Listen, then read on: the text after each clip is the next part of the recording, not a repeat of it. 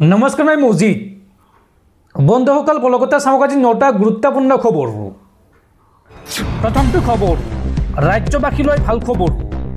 ৰাজ্যত শীঘ্ৰে আৰম্ভ হ'ব 5খনকৈ নতুন আঁচনি। অতি শীঘ্ৰে মুকলি কৰা হ'ব ৰাজ্যত কেইবাখনো নতুন আঁচনি। এই সন্দৰ্ভত বৃহৎ ঘোষণা ৰাজ্যৰ মুখ্যমন্ত্ৰী হিমন্ত বিশ্ব শৰ্মাৰ। ৰাজ্যত শীঘ্ৰে আৰম্ভ হ'ব 5খনকৈ নতুন আঁচনি। অতি শীঘ্ৰে মুকলি কৰা হ'ব অৰুণোদয় 3.0 অৰ্থাৎ তৃতীয় পৰ্যায়ৰ অৰুণোদয় আঁচনি মুকলি কৰা হ'ব। ওদালগুৰিত 1,18,000 পৰিয়ালে লাভ কৰিব অৰুণোদয় 3.0 ধন বা সুবিধা। লগতে মহিলা উদ্যমিতা আঁচনিক লৈ ডাঙৰ ঘোষণা মুখ্যমন্ত্ৰী হিমন্ত বিশ্ব শৰ্মাৰ। আত্মসহায়ক গোটৰ মহিলাই প্ৰথম পৰ্যায়ত লাভ কৰিব 10,000কৈ টকা। আগষ্টৰ পৰা এই আঁচনিৰ ৰূপায়ণৰ কাম আৰম্ভ হ'ব ৰাজ্যত। আৰু ওদালগুৰি জিলাৰ 1,07,000 মহিলাই এই আঁচনিৰ জৰিয়তে লাভ কৰিব ধন। মুখ্যমন্ত্ৰী আত্মনিৰ্ভৰ অসম আঁচনিৰ জৰিয়তে উপকৃত হ'ব অসমৰ বহুতো যুৱক যুৱতী। এই আঁচনিৰ জৰিয়তে ওদালগুৰি জিলাৰ 2,500 যুৱকে 2 লাখকৈ টকা লাভ কৰিব। আৰু লগতে চাহ শ্ৰমিকসকলেও 5,000কৈ টকাৰ এককালীন সাহায্য লাভ কৰিব। এককালীন টকা দিব অসম চৰকাৰে। লগতে ৰেচন কাৰ্ডক লৈ বৃহৎ ঘোষণা ৰাজ্যৰ মুখ্যমন্ত্ৰী হিমন্ত বিশ্ব শৰ্মাৰ। ৰাজ্যৰ প্ৰতিটো সমষ্টিতে নতুনকৈ 4,000 লোকে লাভ কৰিব ৰেচন কাৰ্ড। আৰু সৰ্বমুঠ অসমত 5 লাখ হিতাধিকাৰীয়ে নতুনকৈ লাভ কৰিব ৰেচন কাৰ্ড। মুখ্যমন্ত্ৰী ডক্টৰ হিমন্ত বিশ্ব শৰ্মাৰ এই বৃহৎ ঘোষণা। পৰৱৰ্তী খবৰ বিজেপিত থাকি উৎপাত কৰা সকল সাৱধান। এই সন্দৰ্ভত কঠোৰ সকিয়নি ৰাজ্যিক বিজেপিৰ সভাপতি দিলীপ শইকীয়াৰ। দিলীপ শইকীয়াই এই সন্দৰ্ভত কয় যে দলত থকা 2-এজনে কেতিয়াবা উৎপাত কৰে। আৱেগিক হৈ কথা কোৱাতকৈ দলৰ মৰ্যাদা শিৰত লৈ আগবাঢ়ক। এই মন্তব্য ৰাজ্যিক বিজেপিৰ সভাপতি দিলীপ শইকীয়াৰ। বিজেপিৰ নেতাকৰ্মীক এইবাৰ কঠোৰ সকিয়নি সভাপতি দিলীপ শইকীয়াৰ। বিজেপিত থাকি উৎপাত কৰা সকল সতৰ্ক হওক। দলত কোনেও উৎপাত কৰিব নোৱাৰিব। আৱেগিক হৈ কথা কোৱাতকৈ দলৰ মৰ্যাদা শিৰত লৈ আগবাঢ়ক। বিজেপিৰ এই ডাঙৰ পৰিয়ালটোত 2-এজনে কেতিয়াবা উৎপাত কৰে। সৰু সুৰা উৎপাতবিলাক আমি বেছি দিন চলিব নিদিওঁ। বিজেপি নেতাৰ আচৰণত কোনেও যাতে দুখ নাপায় তাৰ প্ৰতি গুৰুত্ব দিয়ক সকলোৱে। বিজেপিৰ নেতাকৰ্মীক এই কঠোৰ সকিয়নি ৰাজ্যিক বিজেপিৰ সভাপতি দিলীপ শইকীয়াৰ। পৰৱৰ্তী খবৰ কুৰবানীক লৈ মাত মাতিব নোৱাৰা কংগ্ৰেছে এতিয়া নামিছে গৰুৰ ৰাজনীতিত। ৰাজ্যৰ গো কুৰবানীৰ প্ৰসংগক লৈ কংগ্ৰেছক এইবাৰ অপেন চেলেঞ্জ মুখ্যমন্ত্ৰী হিমন্ত বিশ্ব শৰ্মাৰ। গো কুৰবানীৰ প্ৰসংগক লৈ এইবাৰ কংগ্ৰেছক চেলেঞ্জ মুখ্যমন্ত্ৰী হিমন্ত বিশ্ব শৰ্মাৰ। কুৰবানীৰ ওপৰত মাত মতাৰ সাহস নাই কংগ্ৰেছৰ। গৰুৰ কুৰবানী নিদিব বুলি বিজেপিয়ে মুকলিকৈ অনুৰোধ কৰিব পাৰে। কিন্তু 7 জনম ল'লেও কংগ্ৰেছে সেই কথা ক'ব নোৱাৰে। গৰুখুটি প্ৰকল্প বন্ধ কৰি বেদখলকাৰীক সুযোগ দিব বিচাৰিছে কংগ্ৰেছে। কুৰবানীক লৈ মাত মাতিব নোৱাৰা কংগ্ৰেছে এতিয়া গৰুৰ ৰাজনীতিত নামিছে। গো কুৰবানীৰ প্ৰসংগক লৈ কংগ্ৰেছক এই চেলেঞ্জ মুখ্যমন্ত্ৰী হিমন্ত বিশ্ব শৰ্মাৰ। দৰ্শকসকলৰ বহুতো গুৰুত্বপূৰ্ণ খবৰ আছে। তাৰ আগতে আপোনাক জনাওঁ যে যদি আপুনি এতিয়ালৈকে এইটো ভিডিঅ'ত লাইক কৰা নাই তেন্তে এতিয়াই ভিডিঅ'টোত লাইক কৰি দিয়ক। আৰু এনেকুৱা ধৰণৰ ভিডিঅ'সমূহ নিতৌ চাবলৈ চেনেলটো ছাবস্ক্ৰাইব কৰি কাষত থকা বেল আইকনটো প্ৰেছ কৰি ৰাখক। পৰৱৰ্তী খবৰ এতিয়া হায়াৰ ছেকেণ্ডাৰী পাছ কৰিলে লাভ কৰিব 4,000কৈ টকা। আৰু স্নাতক বা BA পাছ কৰিলে লাভ কৰিব 6,000কৈ টকা। বিধানসভা নিৰ্বাচনৰ পূৰ্বে বিহাৰত এই সন্দৰ্ভত অভিলাষী আঁচনি হাতত লৈছে নীতিশ কুমাৰৰ চৰকাৰে। মঙলবাৰৰ দিনটোত মুখ্যমন্ত্ৰী নীতিশ কুমাৰৰ সভাপতিত্বত বিহাৰ মন্ত্ৰীসভাৰ বৈঠক অনুষ্ঠিত হয়। এই বৈঠকত সিদ্ধান্ত গ্ৰহণ কৰা হৈছে যে ৰাজ্যৰ সম্ভাৱনাময় তৰুণসকলক ইণ্টাৰ্ণশ্বিপৰ বাবে প্ৰতি মাহত আৰ্থিক সাহায্য প্ৰদান কৰা হ'ব। 18 পৰা 28 বছৰ বয়সৰ ভিতৰৰ তৰুণসকল এই সাহায্যৰ বাবে যোগ্য হ'ব। বিহাৰৰ মুখ্যমন্ত্ৰী প্ৰতিজ্ঞা যোজনাৰ অধীনত যিসকলে কাৰিকৰী উন্নয়ন সম্পৰ্কীয় প্ৰশিক্ষণ বা স্কিল ডেভেলপমেণ্ট ট্ৰেইনিং লৈছে বা যিসকলে দ্বাদশ শ্ৰেণীৰ পৰীক্ষাত উত্তীৰ্ণ হৈছে তেওঁলোকে প্ৰতি মাহত 4,000কৈ টকা লাভ কৰিব আৰু ITI ডিগ্ৰীধাৰী বা ডিপ্ল'মা উত্তীৰ্ণসকলে মাহিলী 5,000কৈ টকা লাভ কৰিব লগতে স্নাতক আৰু স্নাতকোত্তৰ উত্তীৰ্ণসকলে প্ৰতি মাহত 6,000কৈ টকা পাব বিহাৰৰ অন্য জিলাত ইণ্টাৰ্ণশ্বিপ কৰাসকলক অতিৰিক্ত 2,000 টকা আৰু অন্য ৰাজ্যত কাম কৰাসকলক অতিৰিক্ত 5,000 টকা প্ৰদান কৰা হ'ব বুলি কোৱা হৈছে বা বিহাৰৰ নীতিশ কুমাৰৰ চৰকাৰে জনাইছে বিহাৰৰ NDA চৰকাৰে জনোৱা মতে ইণ্টাৰ্ণশ্বিপৰ ম্যাদ 3 পৰা 12 মাহলৈ হ'ব এই সময়ৰ ভিতৰত উপভোক্তাসকলৰ বেংক একাউণ্টত আৰ্থিক সাহায্য প্ৰত্যক্ষভাৱে প্ৰেৰণ কৰা হ'ব চলিত বছৰত এনে 5,000 পৰুৱাক আৰ্থিক সাহায্য প্ৰদানৰ লক্ষ্য ৰাখিছে বিহাৰ চৰকাৰে 5 বছৰৰ পিছত এই সংখ্যা 1 লাখৰ ওপৰলৈ নিয়াৰ লক্ষ্য ধাৰ্য কৰা হৈছে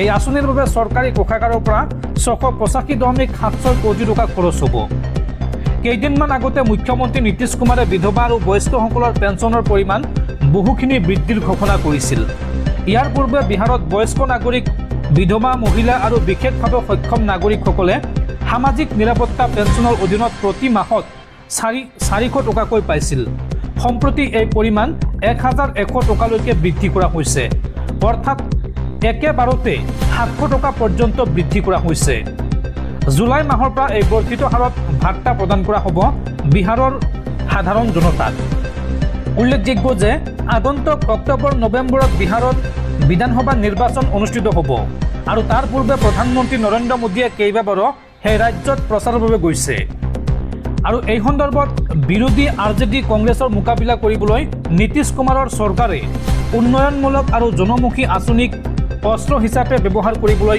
বিচাৰিছে আৰু ইয়াক লৈ এতিয়া বিহাৰত তুমুল চৰ্চা অব্যাহত আছে